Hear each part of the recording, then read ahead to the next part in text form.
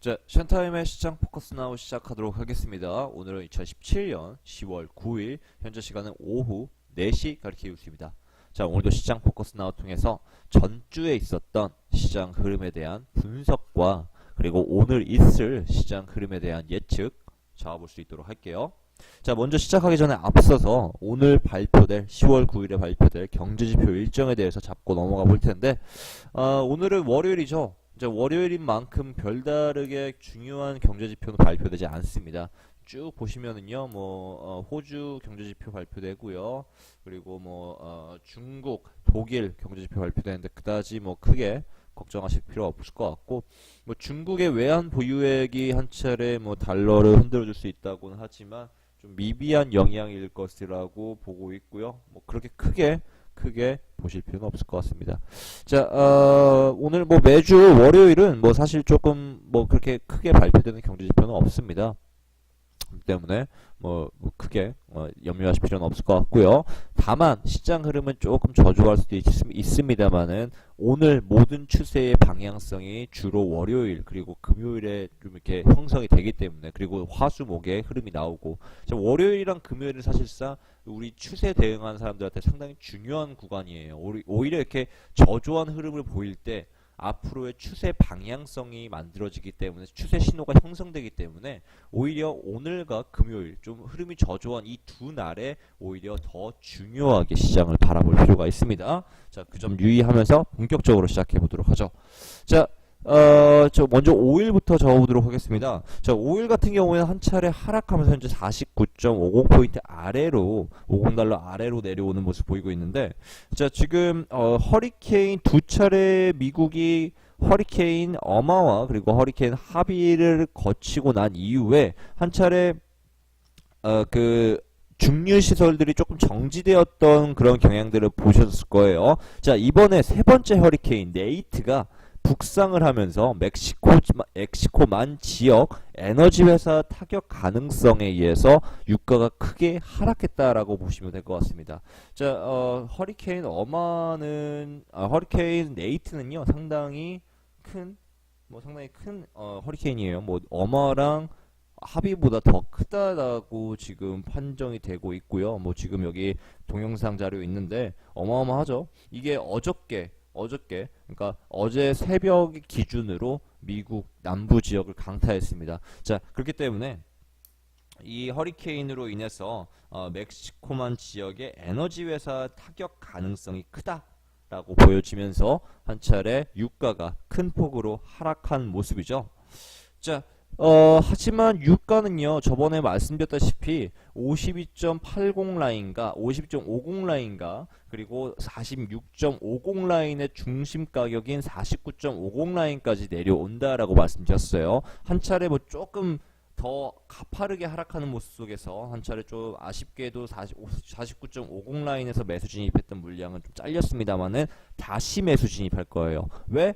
유가는 상승 가능성이 높기 때문입니다. 자, 미국의 원유 채굴 장비가 증가하고 또 미국의 석유 수출량이 좀 소폭 상승하는 모습 보이면서 유가 하락에 52.50 라인 기준으로 다시 하락하는데 조금 일조했다라고 보여지긴 하지만, 자, 이번 12월 달에 오펙의 회의가 11월 7일에 비엔나에서 진행이 됩니다. 보시면은 지금 이게 오펙 사이트인데요. 미팅 스케줄입니다. 자, 보시면은 란치 업 오펙 월드 오일 아웃룩이라고 좀 적혀 있어요. 그러니까 오펙의 세계 유가 동향 보고서가 발표가 되는 날이죠. 자, 그렇기 때문에 지금 상당히 좀 영향력 있게 작용할 것으로 예상이 되는데, 지금 이 11월 달에 진행이 될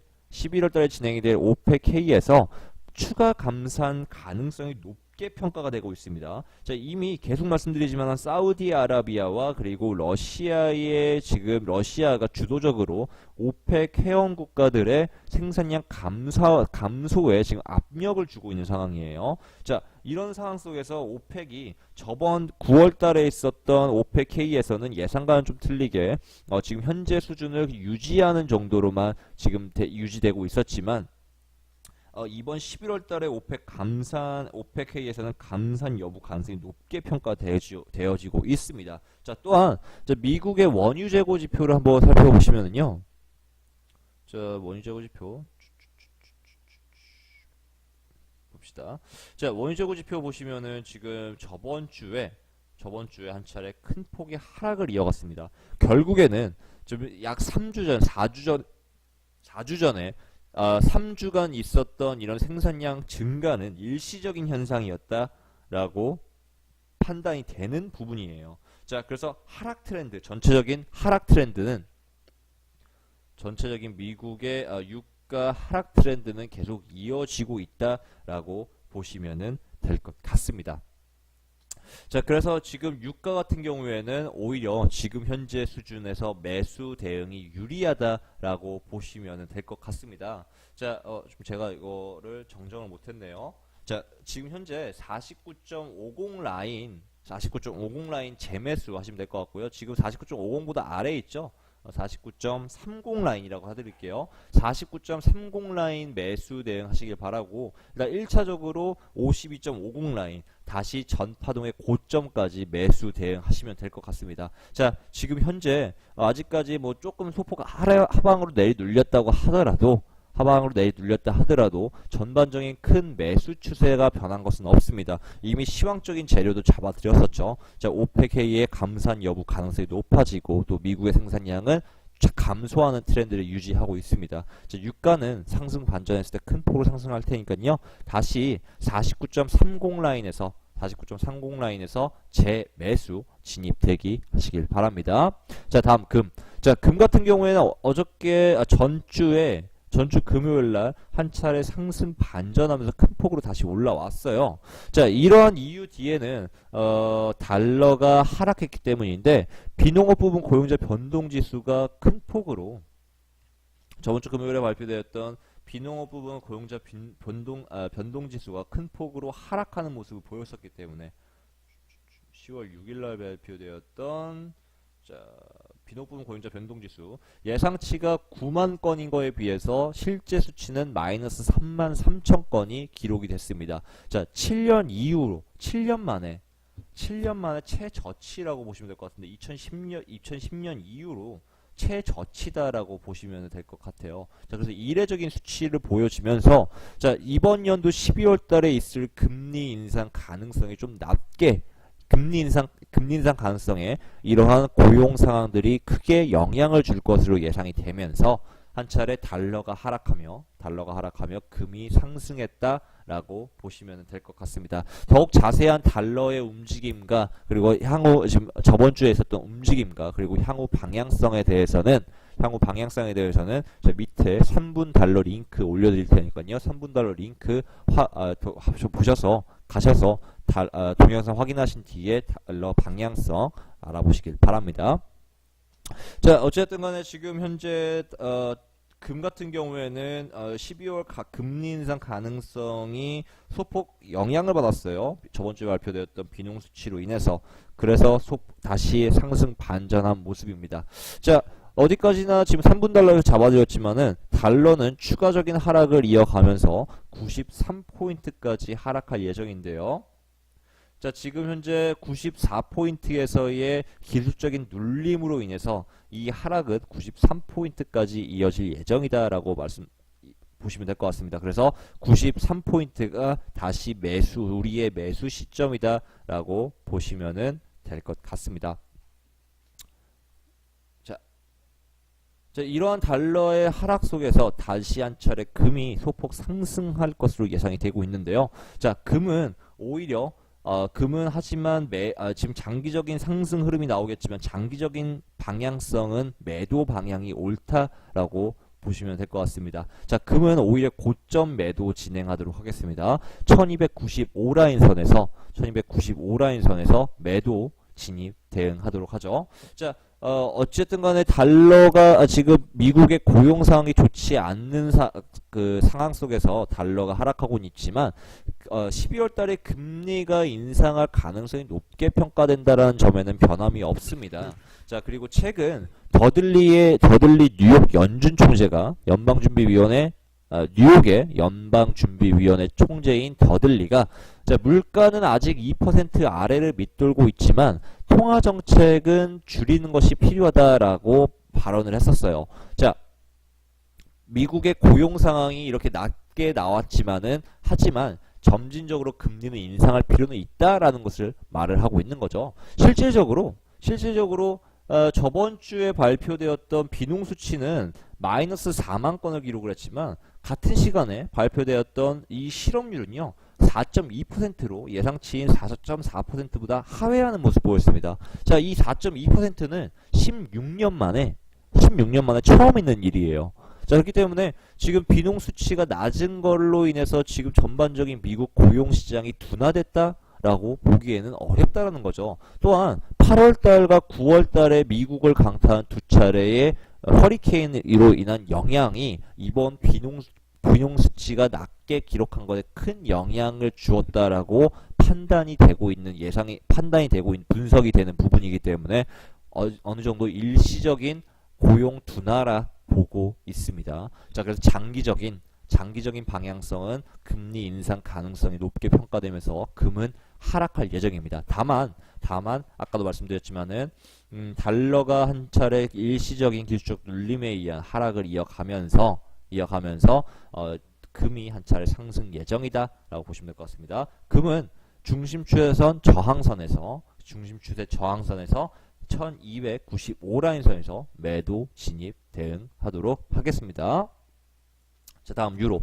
자, 유로 같은 경우에는 꾸준하게 하락세를 이어가고 있는 모습 보이고 있는데요. 그리고 하락 추세를 이어가고 있습니다. 자, 유럽 증시가 지금 보시면 유럽 증시가 한 차례 둔화되고 있는 모습 보이고 있습니다. 유럽 증시가 하락했는데 그 주된 원인은 스페인의 정치적인 불안 요소가 상당히 크게 작용을 했습니다. 자, 뭐 여러분들 다들 아시다시피 까탈루냐라는 지금 지역의 그 주민들이 독립을 선언하려고 투표를 진행을 하고 있죠. 스페인 정부는 최대한 막으려고 하고 있고요. 지금 스페인의 지금 증시를 보면은요, 스페인 증시는 계속 지속적으로 하락세를 유지하고 있습니다. 아무래도 정치적인 불안 요소가 크게 작용을 하면서 하락세를 유지하고 있는 모습 보이고 있는데, 자, 이러한 스페인의 증시 하락으로 인해서 지금 유럽 증시가 한 차례 그 상승세가 제한되고 있는 모습이다라고 보시면 될 것 같습니다. 자, 유로 같은 경우에도 어찌됐든 간에 한 차례 달러가 94포인트 저항으로 인해 소폭 하락하면서 유로가 추가적인 상승을 이어갈 가능성이 높습니다. 하지만 전반적인 큰 방향성 틀 안에서 봤을 때 지금 미국의 금리 인상 가능성이 높게 평가되는 가운데 매도 방향성이 계속 지속적으로 유지될 것이다라는 점이에요. 오히려 올라왔을 때 상단 최선 저항선에서 즉 1.182 라인선에서 매도 진입 대응하도록 하겠습니다. 자, 유럽은 저번에 유럽 중앙은행의 총재인 드라기 총재가 예고했던 것처럼 유럽 중앙은행이 곧 매달 600억 유로 상당의 값어치가 되는 유로존 채권 매입 규모를 감축할 것으로 전망을 좀 하고 있습니다. 그만큼 지금 테이퍼링, 그러니까 한마디로 양적 완화, 시장에 돈 뿌리는 작업을 축소하는 과정 자체를 테이퍼링이라고 하는데 그 테이퍼링을 진행할 생각을 지금 보이고 있죠. 하지만 물가에 큰 영향이 없어야 할 것이라는 전망 속에서 과연 이 양적 완화 사이즈를 축소하면서 물가에 영향을 주지 않는 그런 방책을 과연 유로존이 가지고 나올 것인가 라는 부분에 대해서 아직까지 좀 회의적인 부분들이 있어요. 지금 미국의 금리가 또 인상됨에 따라서 달러가 상승하면서 어쨌든 간에 유로는 하방 압력이 계속 유지될 예정입니다. 자, 1.14 라인까지 크게 하락 예정이니까요. 자, 우리 올라왔을 때 1.19, 1.182 라인 선에서 매도 진입 대응하도록 하겠습니다. 자, 다음 S&P. 자, S&P 같은 경우에는 지금 한 차례 저번 주말 추가적인 상승을 이어가고 있는 모습인데, 자, 고용지표 하락에도 불구하고, 자, 트럼프의 세제 개편안과 그리고 허리케인 여파에서 빠르게 회복 중인 경제에 대한 기대 심리 속에서 상승을 이어가고 있는 모습이다 라고 보시면 될 것 같습니다. 자, 실제로 고용지표 수치가 낮게 나왔지만은 미국에 큰 영향은 주지 않고 있는 모습 보이고 있어요. 자, 그리고 미국의 기술주가 큰 폭으로 상승세를 이어가고 있고요. 뭐 보시면은 지금 페이스북의 주가입니다. 자, 페이스북이 미국의 IT 산업의 대표적인 주가이기 때문에 페이스북을 저희가 보고 있는 건데요. 자, 페이스북의 주가는 좀 꾸준히 상승세를 유지하고 있습니다. 자, 또한 금융주 역시 꾸준히 상승세를 유지하고 있죠. 골드먼삭스의 주가 역시 꾸준하게 상승세를 이어가고 있는 모습입니다. 자, 금융주가 상승하는 이유는 어디까지나 트럼프의 세제 개편안에 대한 기대 심리가 높게 평가되고 있기 때문이다 라고 보시면 될 것 같습니다.